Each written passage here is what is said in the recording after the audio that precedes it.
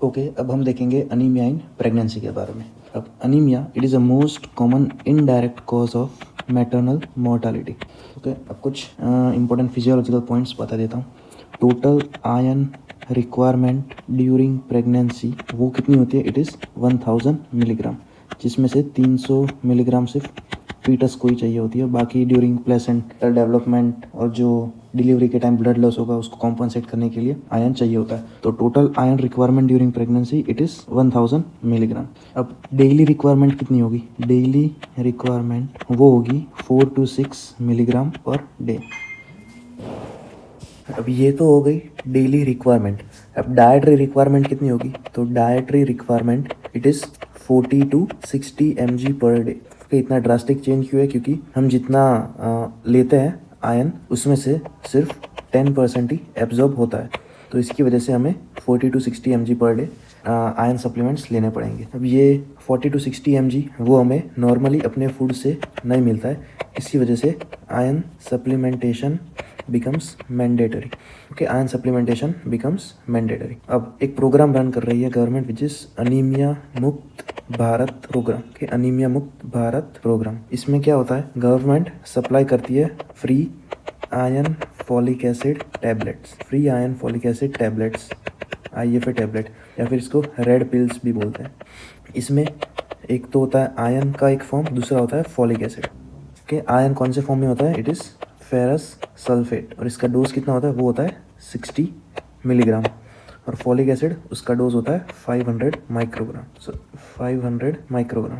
Folic acid क्यों होता है? To prevent neural tube defects, to prevent neural tube defect. Iron to prevent iron deficiency anaemia. Okay, ये iron folic acid tablet ये female को कब लेनी होती है? 2 hour after meal. Okay, normally it is 1 tablet per day. अब female को ये टैबलेट कब लेनी स्टार्ट करनी पड़ेगी और कब तक लेना होगा ये टैबलेट, तो वो देखते हैं। एक तो आपको पता होगा कि फीमेल्स में वैसे भी हीमोग्लोबिन लेवल कम होता है, तो नॉर्मली भी to prevent iron deficiency anaemia non pregnant female को भी it is advised to take iron folic acid tablet.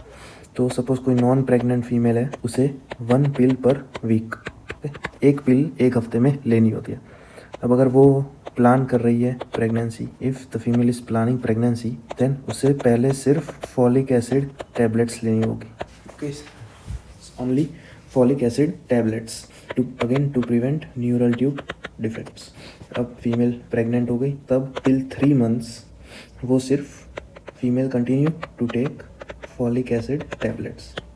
Folic acid का डोज कितना होता है वो नेक्स्ट कोई दूसरी वीडियो में देखेंगे। अभी इतना याद रखो कि प्रेगनेंसी के पहले 3 मंथ में उसे सिर्फ फॉलिक एसिड टैबलेट लेनी होती है।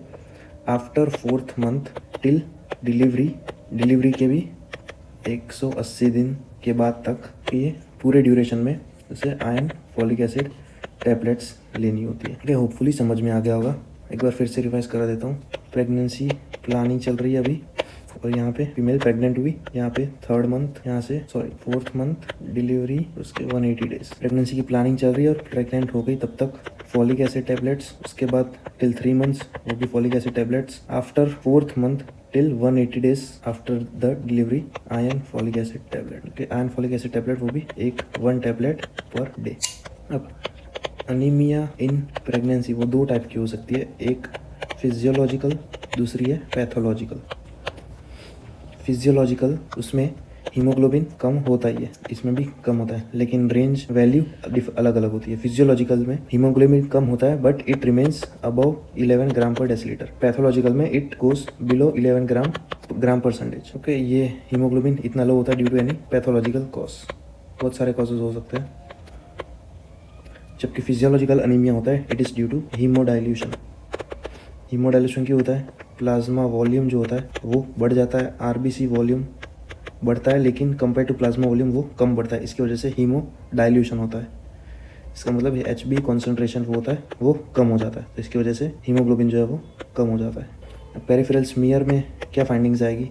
इसमें नॉर्मोसिटिक, नॉर्मोक्रोमिक, जबकि पैथोलॉजिकल में माइक्रोसिटिक या फिर मैक्रोसिटिक हो सकता है, और हाइपोक्रोमिक। कॉजेस इसमें बता दिए, इट इज़ हीमोडाइल्यूशन।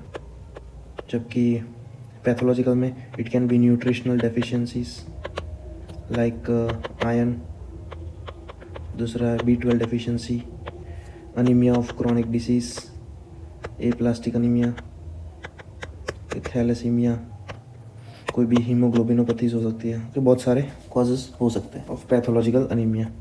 एक इंपॉर्टेंट चीज़ याद रखनी है, वो है ये फिजियोलॉजिकल अनीमिया में haemoglobin level it remains more than 11 gram percentage, जबकि पैथोलॉजिकल में it goes below 11 gram percentage. अब सपोज मैं अगर कोई क्वेश्चन दूँ कि कोई फीमेल है जिसका HB है 12.6 ग्राम परसेंटेज, तो ये प्री प्रेगनेंसी वैल्यू थी, ड्यूरिंग प्रेगनेंसी उसकी वैल्यू हो गई 10.6 ग्राम परसेंटेज, तो इसका डायग्नोसिस क्या होगा? Pathological anaemia. क्यों? क्योंकि value it is less than 11।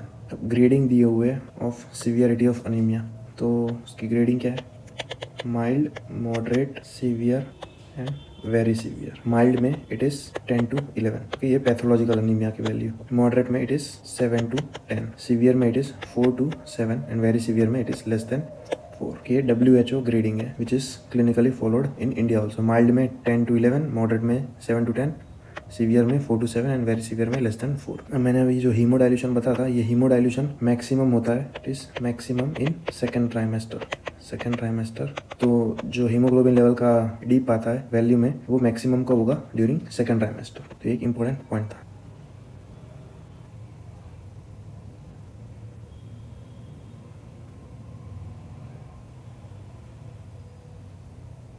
अब इफेक्ट्स ऑफ अनीमिया देखते हैं in mother as well as in foetus. Mother में क्या क्या हमें देखने को मिल सकता है? एक preterm labour, premature rupture of membrane, congestive heart failure, antepartum haemorrhage, pregnancy induced hypertension due to placentomegaly, फिर यूट्राइन इनर्शिया, पोस्टपार्टम हेमरेज, इस सब इन्वोल्यूशन ऑफ यूट्रस, सेप्सिस, ये सारे कॉम्प्लिकेशंस हो सकते हैं anaemia during pregnancy in mother.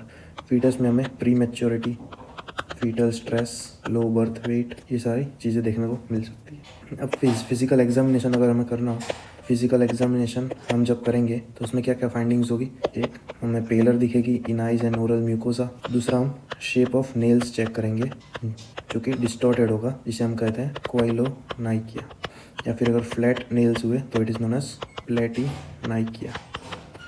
दूसरा, अगर हीमोलिटिक अनीमिया के साथ एसोसिएटेड होगा देन येलोइश डिस्कलरेशन होगा, यानी there will be signs of jaundice plus pallor in haemolytic anaemia. Lab diagnosis, most common anaemia in pregnancy it is वो होती है आयरन डेफिशिएंसी अनीमिया। तो हम यहाँ पे मोस्टली आयरन डेफिशिएंसी अनीमिया को ही रेफरेंस में लेंगे। एक तो जब फीमेल एंटीनेटल विजिट में आती है तब हमें उसका हीमोग्लोबिन चेक करना होता है 4 times during an antenatal visit by digital haemoglobinometer के 4 times during each antenatal visit.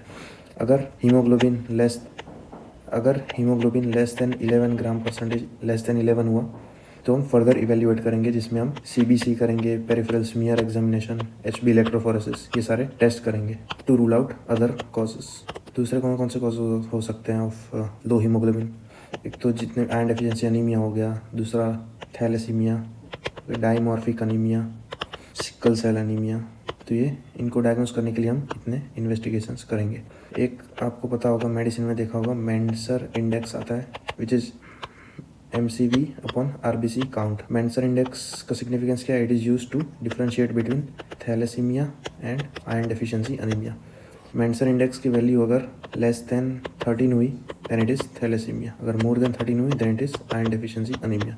Iron deficiency anaemia के बोलने में ज़्यादा बड़ा लगता है, तो अगर मोर देन 13 हुई तो it is iron deficiency anaemia. Thalassaemia तो खत्म हो गया, अगर लेस देन 13 हुई तो थैलेसीमिया, मोर देन 13 हुई तो आयरन डेफिशिएंसी अनीमिया। दूसरी, अगर पेरिफेरल स्मीयर में MCV की वैल्यू अगर कम हुई देन इट इज़ माइक्रोसिटिक, अगर ज़्यादा हुई then it is macrocytic anaemia. Examples of microcytic anaemia, उसका निमोनिक है Sita, it is sideroblastic anaemia, iron deficiency anaemia, thalassaemia and anaemia of chronic disease. Macrocytic हमें देखने को मिलेगा in folic acid deficiency, anaemia of liver disease, vitamin B12 deficiency and thyrotoxicosis.